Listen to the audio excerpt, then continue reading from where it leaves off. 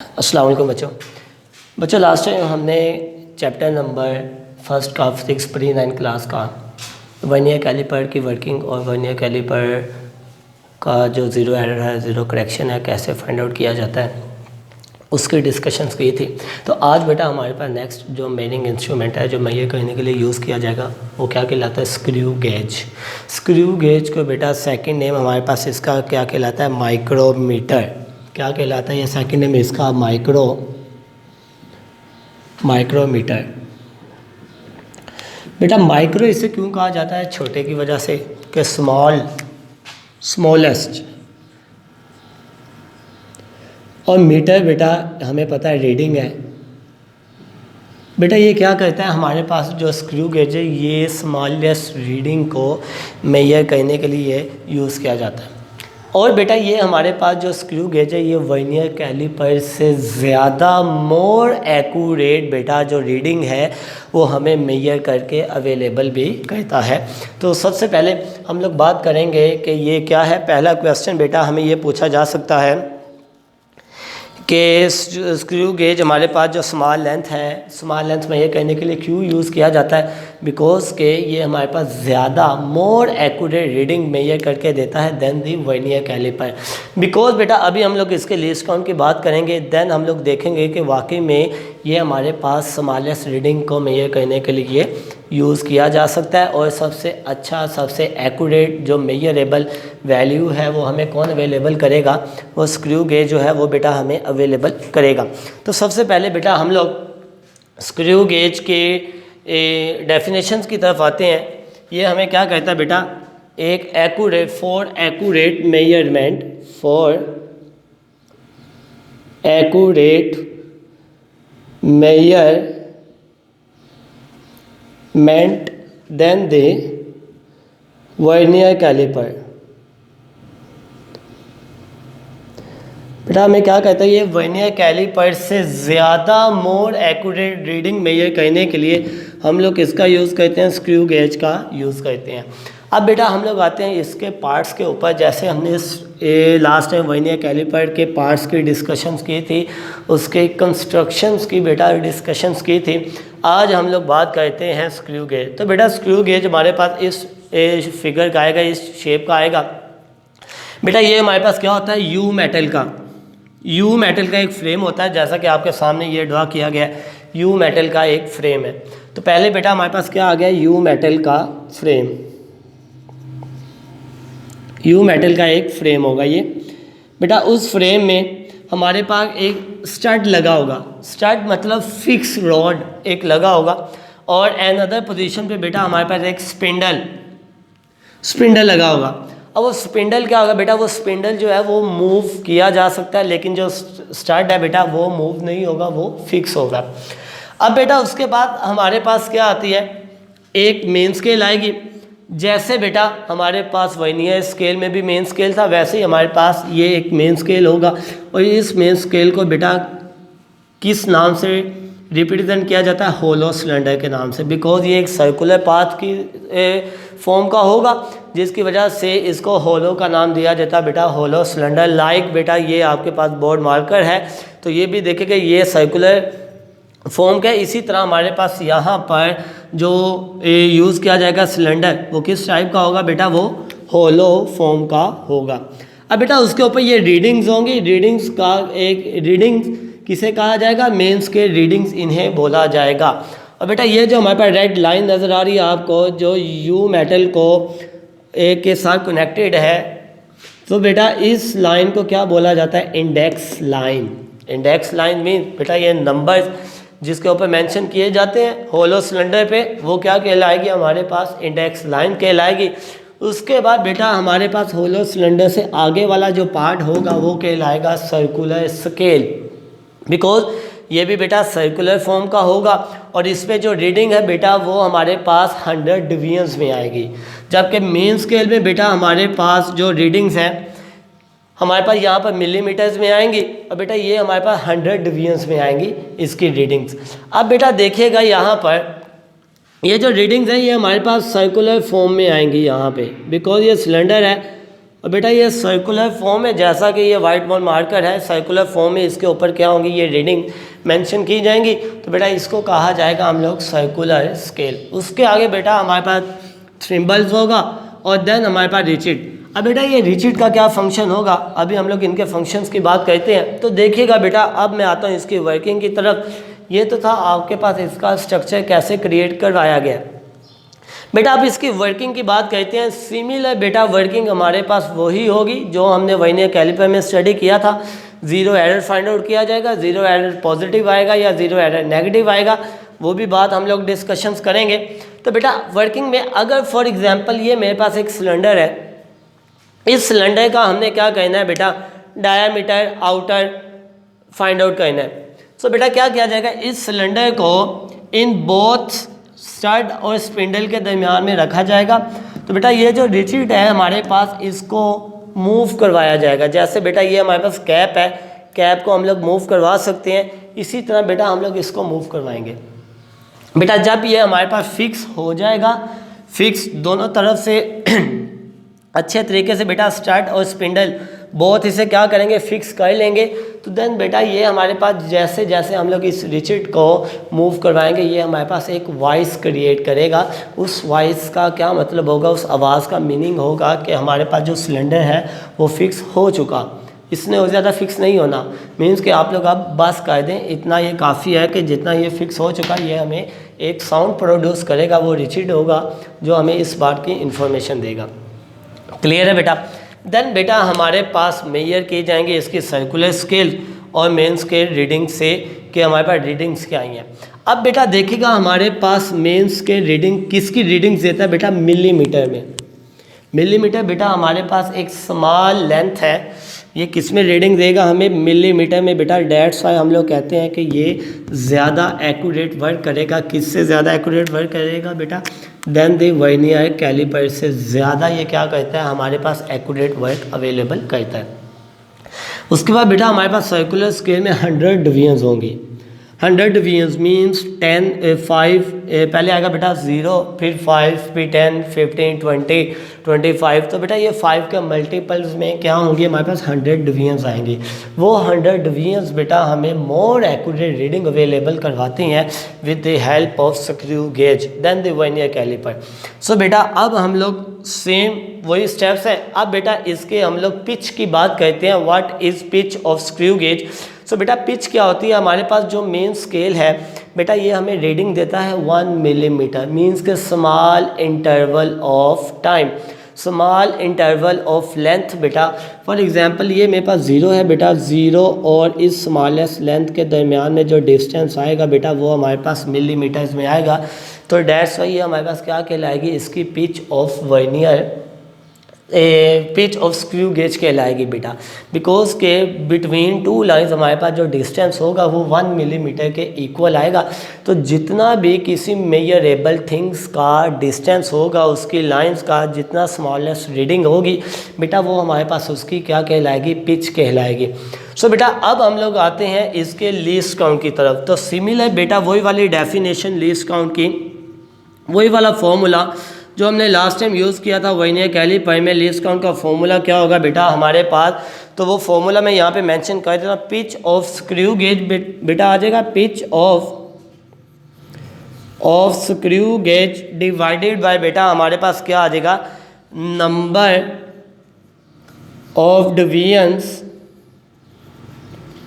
On हमारे पास बेटा किस पे आ जाएगा, सर्कुलर स्केल, कि हमारे पास number of divisions on circular scale. So बेटा हमें पता है कि पिच ऑफ स्क्रू गेज क्या होगी, 1 मिलीमीटर, 1 मिलीमीटर।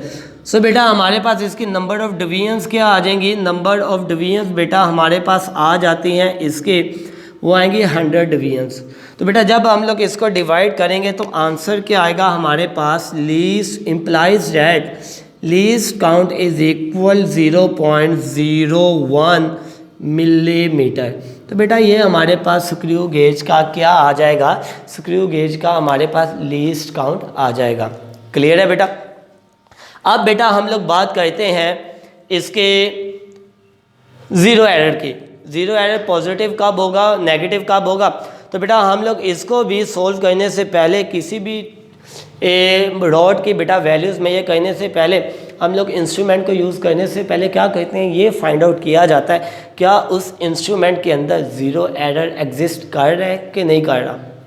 तो बेटा अगर तो हमारे पास मेन स्केल का और सर्कुलर स्केल का ज़ीरो और मेन स्केल की इंडेक्स लाइन, ज़ीरो और इंडेक्स लाइन अगर सामने आ जाए तो बेटा हम लोग कहेंगे कि ये ज़ीरो एरर एग्जिस्ट नहीं कर रहा। तो देखिएगा बेटा यहाँ पर आई होप कि आपको स्ट्रक्चर की बेटा समझ आ गई होगी। अब हम लोग मूव करते हैं बेटा इसके ज़ीरो एरर की तरफ। सो बेटा यहाँ पर देखिएगा,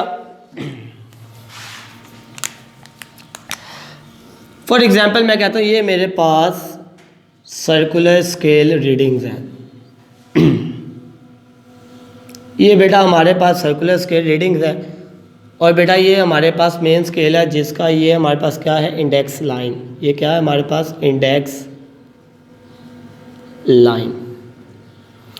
अगर बेटा हमारे पास ये इंडेक्स लाइन आ जाए सर्कुलर स्केल के ज़ीरो के सामने, जैसे बेटा ये मैंने ड्रा कर लिया तो ये देखेगा 5, ये आ जाएगा बेटा 10, etc। ये अंदर स्मॉल डिवीजन्स, यहाँ पर भी बेटा स्मॉल डिवीजन्स और यहाँ पे आ जाएगा तकरीबन 100 कह लें बेटा फॉर एग्जांपल, और इससे नीचे हमारे पास क्या आ जाएगा बेटा 95।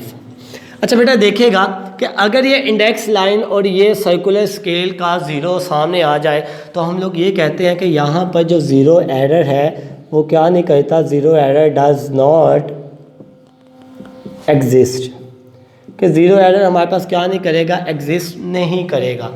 अब बेटा क्वेश्चन ये है कि अगर ये ज़ीरो सामने ना आए या ऊपर आ जाए या नीचे आ जाए तो देन क्या होगा, तो देन बेटा हमारे पास नेगेटिव और पॉजिटिव ज़ीरो एरर आ जाएगा। अब हम बात करते हैं बेटा नेगेटिव कब आएगा या हमारे पास ज़ीरो एरर जो है वो पॉजिटिव कब आएगा। सो बेटा इसको डिस्कस करने के लिए हम लोग बात करते हैं कि यहाँ पर है बेटा, यहाँ पर आते हैं पॉजिटिव ज़ीरो एरर की बात करते हैं, पॉजिटिव ज़ीरो एरर। सो बेटा ज़ीरो एरर पॉजिटिव कब होगा कि ये मेरे पास एक क्या है बेटा, देखिएगा इंडेक्स लाइन है, ये सर्कुलर स्केल, ये इंडेक्स लाइन बेटा, ये मेरे पास सर्कुलर स्केल का बेटा यहाँ पर आ गया ज़ीरो, ये बेटा यहाँ पे आ गया इसका 5, यहाँ पे आ गया इसका 10 और यहाँ पे आ गया इसका 15। ये बेटा मेरे पास क्या है, इंडेक्स लाइन। अब बेटा देखिएगा अगर हमारे पास इंडेक्स लाइन के behind zero of circular scale आ जाए, मीन्स कि ये नीचे आ रहा है, ये बेटा हमारे पास इंडेक्स लाइन है और इससे नीचे क्या आएगा, यहाँ पर बेटा इस पोजीशन पे ज़ीरो ऑफ बेटा सर्कुलर स्केल आ जाए तो हम लोग कहते हैं कि ये पॉजिटिव ज़ीरो एरर है। और अगर बेटा देन क्या होगा हमारे पास, देन पॉजिटिव ज़ीरो एरर। अगर बेटा हमारे पास यही वाली डायग्राम कुछ यूँ एक्सप्लेन करवा दी जाए,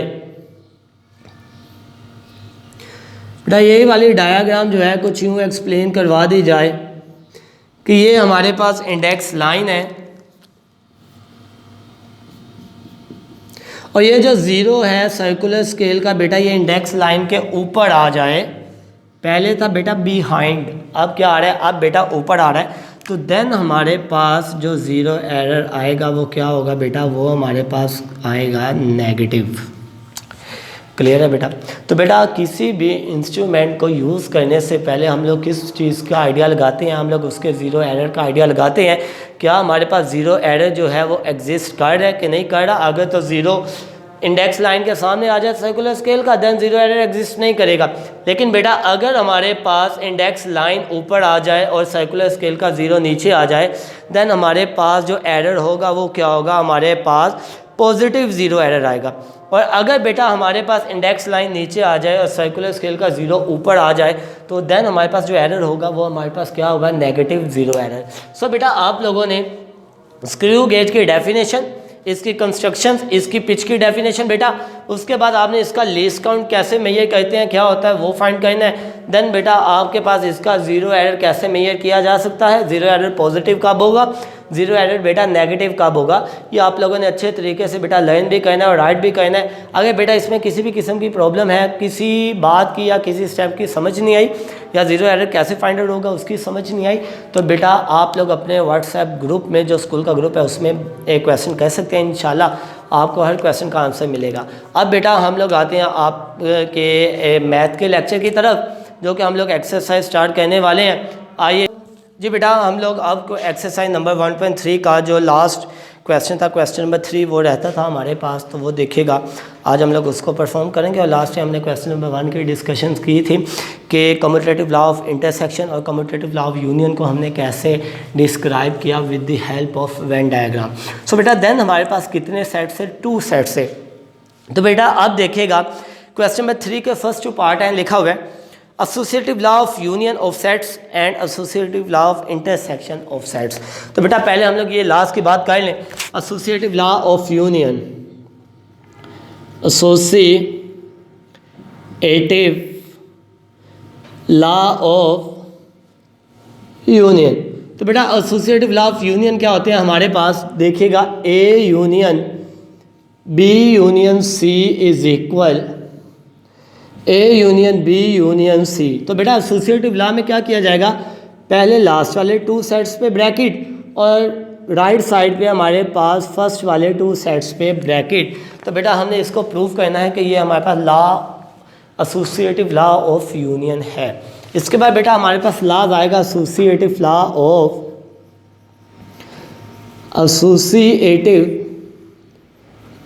ऑफ बेटा इंटरसेक्शन। तो बेटा इंटरसेक्शन का जो लॉज होगा हमारे पास वो क्या होगा, देखिएगा सिमिलर यही वाला लॉज होगा बेटा, जस्ट यूनियन की जगह पर हम लोग रिप्लेस करवा देंगे इंटरसेक्शन को। तो बेटा क्या होगा, यूनियन की जगह पर रिप्लेस करवा दिया जाएगा किसे, इंटरसेक्शन को। तो वो हमारे पास जो लॉज बन जाएगा वो क्या कहलाएगा, एसोसिएटिव लॉ ऑफ इंटरसेक्शन। तो बेटा देखिएगा क्वेश्चन नंबर 3 का फर्स्ट वाला ए वाला पार्ट, क्वेश्चन नंबर 3 बेटा ए वाला पार्ट। तो हमें गिवन क्या है, देखिएगा इफ ए इज इक्वल बेटा 2 4 6 8 10 एंड 12। बेटा बी हमारे पास गिवन है 1 3 5 7 9 एंड बेटा 11। सो बेटा उसके बाद सी हमें गिवन है 3 6। सी बेटा हमारे पास गिवन है 3 6 9 12 एंड 15। सो बेटा फर्स्ट ऑफ ऑल हमने क्या करना है, इन सेट्स के ऊपर एसोसिएटिव लॉ ऑफ यूनियन को प्रूव करना है और देन बेटा एसोसिएटिव लॉ ऑफ इंटरसेक्शन को प्रूव करना है। तो एक मैं करूँगा बेटा, तो बाकी के आप लोग ए और बी पार्ट, ए पार्ट और बी पार्ट से ये दोनों, पहले ए पार्ट से बेटा बोथ आप लोग प्रूव करेंगे, देन बी पार्ट से भी आप लोग क्या करेंगे, बोथ को ही प्रूव करेंगे। सो बेटा यहाँ पर लिख लें पहले एसोसिएटिव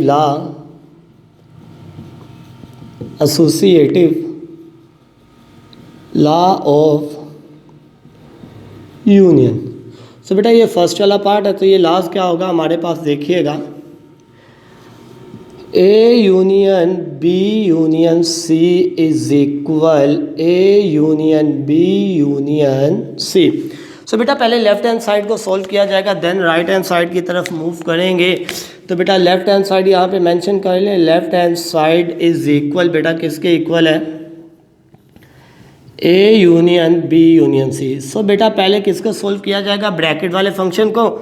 सो बेटा क्या आ जाएगा, B union C is equal, तो बेटा पहले बी सेट आ जाएगा, हमारे पास क्या है 1 3 5 7 9 बेटा, और साथ में क्या आ जाएगा 11।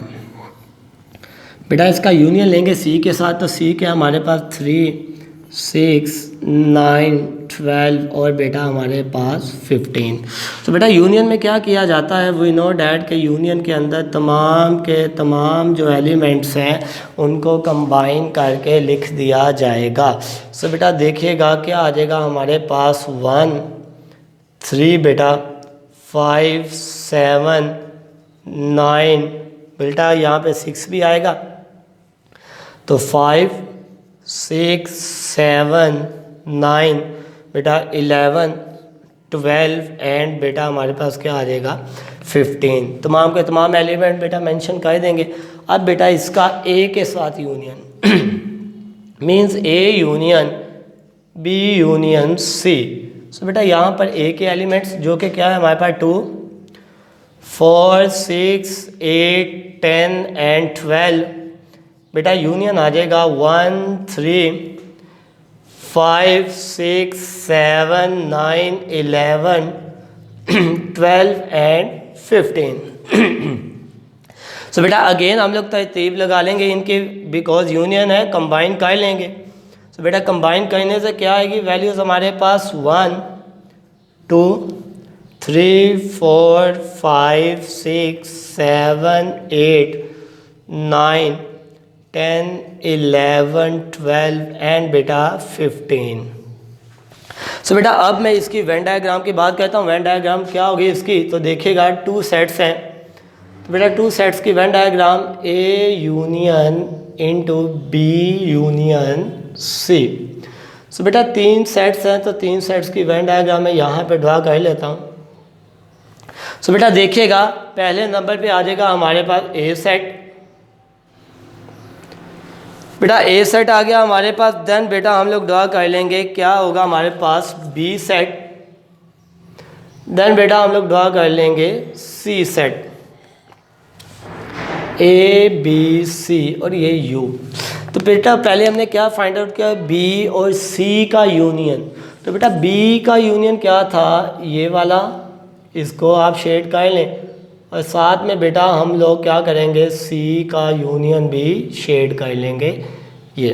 फिर बेटा हमने ए के साथ इनका यूनियन कैरी किया था, तो देन हमने किसको शेड किया था, साथ में ए को भी बेटा हमने क्या कर लिया, शेड कर लिया। तो बेटा ये जो सेकंड शेड है ब्लैक से मैं कर रहा हूँ, बेटा ये आपके पास आंसर होगा।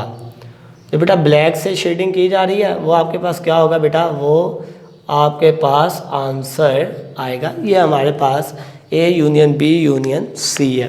सिमिलर बेटा इसकी राइट हैंड साइड है हमारे पास, तो राइट हैंड साइड भी देख लें आप लोग। राइट हैंड साइड क्या है हमारे पास, ए यूनियन बी इनटू बेटा यूनियन सी। अब बेटा पहले हम लोग किसको सोल्व करेंगे, ए यूनियन बी को सोल्व किया जाएगा। सो बेटा पहले ब्रैकेट वाला फंक्शन ए यूनियन बी ये आ जाएगा बेटा 2 4 6 8 10 एंड 12। सो बेटा इसका यूनियन कैरी किया जाएगा बी वाले फंक्शन के साथ। सो बेटा हमारे पास बी वाला जो फंक्शन है वो आ जाए, सेट्स जो है बी वाला वो आ जाएगा 1 3 5 7 9 एंड 11। सो बेटा यूनियन कैरी कर लें, तरतीब आ जाएगी नंबर्स की 2 3 4 5 6 7 8 9 10 11 एंड 12। सो बेटा ये हमारे पास ए यूनियन बी आ गया। अब ए यूनियन बी को बेटा आपने यूनियन कैरी कर लेना किसके साथ, सी के साथ। सो बेटा पहले ए यूनियन बी की वैल्यूज़ वो मेंशन करेंगे आप लोग।